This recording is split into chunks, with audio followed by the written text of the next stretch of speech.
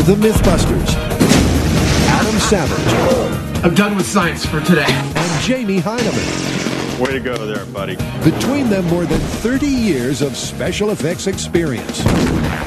Joining them, Grant Imahara. That's why we can never have anything nice. Tori Belleci. I'll try not to let you guys down. And Carrie Byron. Oh! You know, I went to college for this. They don't just tell the myths, they put them to the test.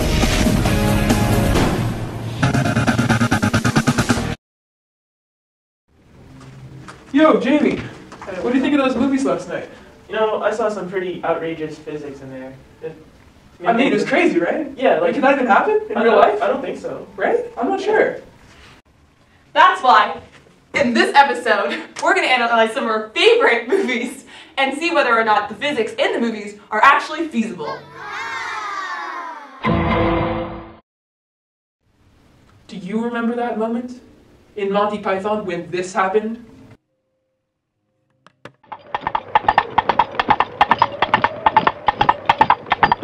Halt! Who goes there? It is I, Arthur, son of Uther Pendragon from the castle of Camelot. You're using coconuts. What? You've got 2 empty halves of coconut and you're banging them together. So? Where'd you get the coconuts? We found them. Found them? In Mercia, the coconut's tropical. What do you mean? Well, this is a temperate zone. The swallow may fly south with the sun, or the house martin or the plover may seek warmer climes in winter, yet these are not strangers to our land. Are you suggesting coconuts migrate? Not at all. They could be carried. What? A swallow carrying a coconut? It could grip it by the husk. It's not a question of where he grips it. It's a simple question of weight ratios. A 5-ounce bird could not carry a 1-pound coconut. Well, it doesn't matter. Will you go and tell your master that Arthur from the court of Camelot is here? Listen, in order to maintain airspeed velocity, a swallow needs to beat its wings 43 times every second, right? Please! Am I right? I'm not interested. It could be carried by an African swallow. Oh, yeah, an African swallow may be, but not a European swallow, that's my point. Oh, yeah, I agree with that. Will you ask your master if he wants to join my court at Camelot?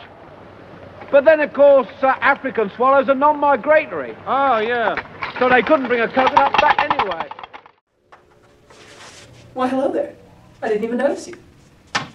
Right here, right now, I have just answered a question that keeps people awake at night. What is the airspeed velocity of an unladen swallow? Now, we're talking European here. There are 74 different types, 2 African and only 1 European, but see, the African ones are non-migratory, so we'll count those out. They actually are non-migratory. Now, the weight of the European swallow, the Hirunda rustica bird, is 20.3 grams, which is about equal to 0.72 ounces. Not 5 ounces, as they claim in the movie. The frequency of their wing beats are 15 beats per second, not 43 wing beats per second, as they claimed in the movie. Abominable, disgusting.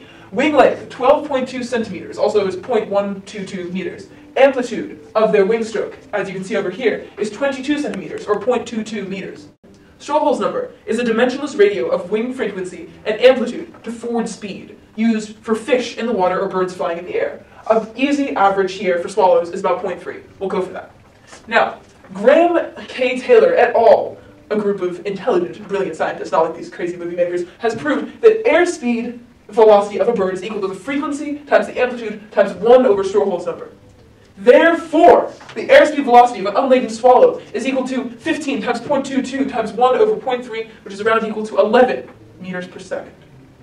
Now, to add on to the end, I know many of you may be wondering this, could such a European swallow carry a coconut?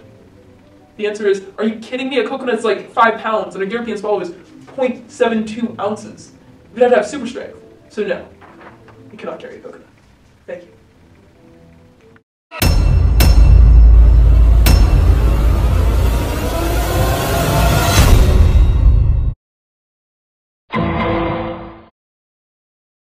Thank you, Adam. Now, I will be proving that Mission Impossible is actually impossible.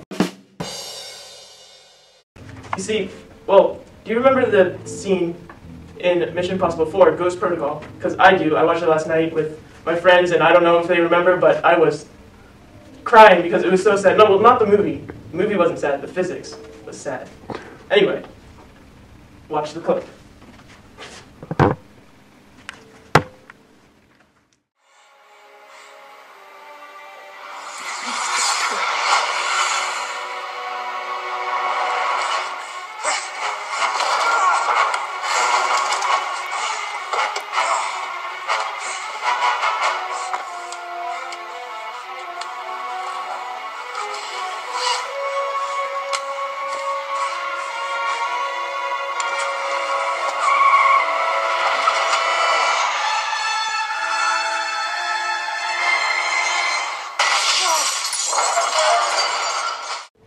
In order to find the velocity of the car hitting the ground, you have to take into account drag. And to prove this, ta-da! Velocity at time t after a fall with drag. So, how did you get there? Well, we started with the basic equation, F equals ma.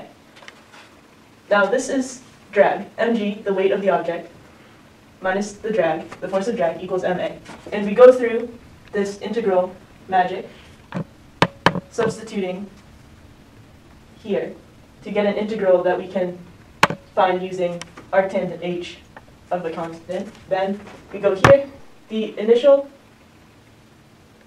quantity of tan h is 0, so the constant of integration is 0. Thus, we're left with velocity equals terminal velocity times tan h of gt over b terminal. To apply this equation to Mission Impossible, say the mass of the car is 1,670 kilograms. It took 5 seconds to fall, and the coefficient of drag for the car is 0.3. The frontal area of the car is 2.5 meters squared, and the air density is 1.239 kilograms per meter cubed. Using this information, we find the coefficient of drag for this particular example, which is 0.465. Using this, we find terminal velocity, which happens to be 187.7 meters per second. Now, using terminal velocity, we can find the velocity after 5 seconds, which is 48 meters per second, which is approximately 110 miles per hour. So he hits the ground at 110 miles per hour. Can he possibly survive that collision? Well, let's see. Work, which is force times delta x, equals kinetic energy. And depending on the compression of the car, we have 1,900,000, yes, that number, about 2 million newtons if the compression of the car was 1 meter. Now, that is highly unlikely. Usually most cars compress about 0.5 meters. So he would be experiencing from 2 million newtons to 4 million newtons, which is way more to break your neck, especially if you hit face first.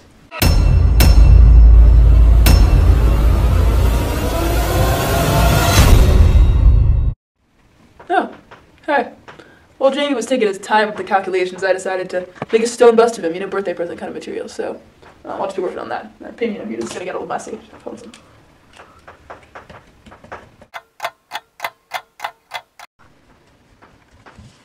What do you think?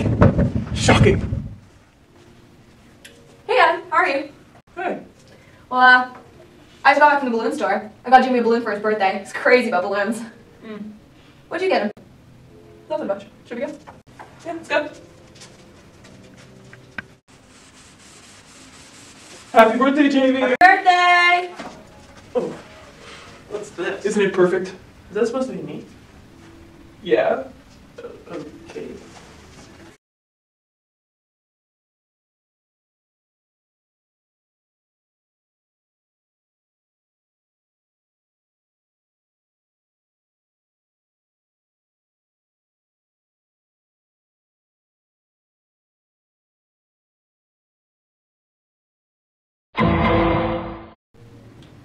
This time, we're going to use our own experiments with this plastic inflated device to see if this clip is feasible for the movie Up.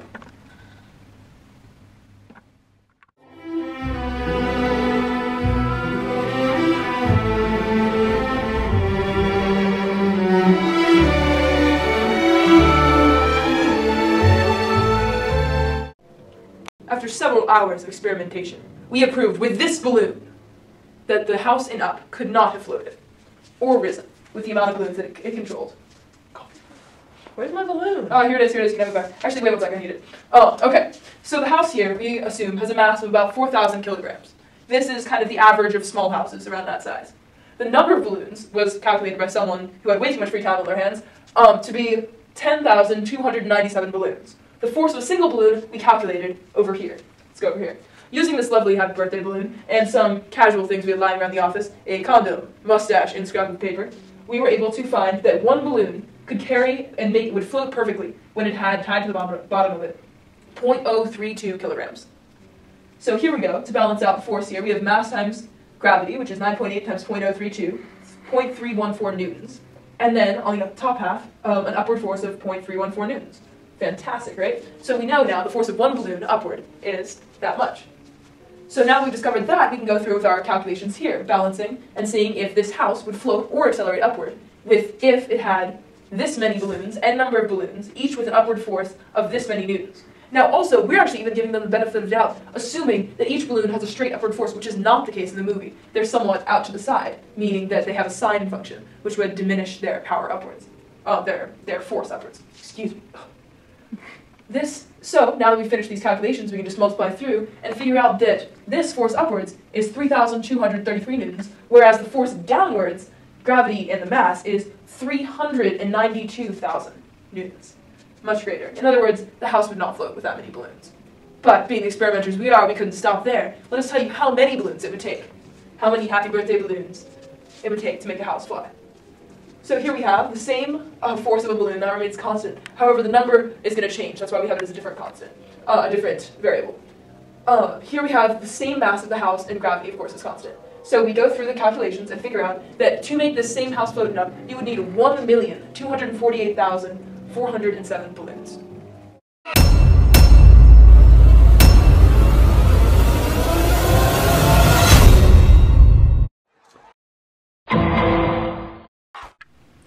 Remember the Spider-Man movie from our childhood?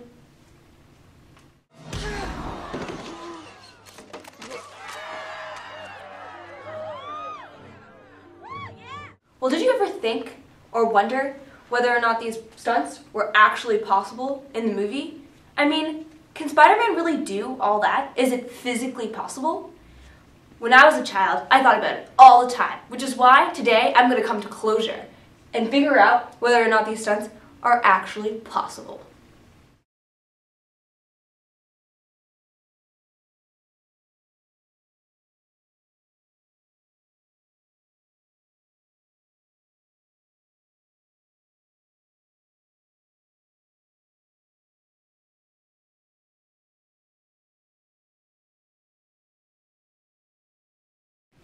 To bust this myth, first what we have to do is make some assumptions about how tall these actors were, or I guess characters were, and how far the bully actually fell across the room or the hallway. So, to begin, I looked up Tobey Maguire, aka Old Spider-Man's height.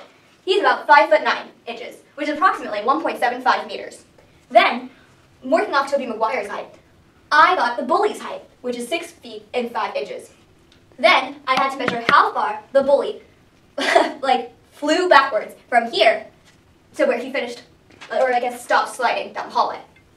So, I counted out the amount of people that were between Spider-Man and where he punched the bully and the girl with the overalls.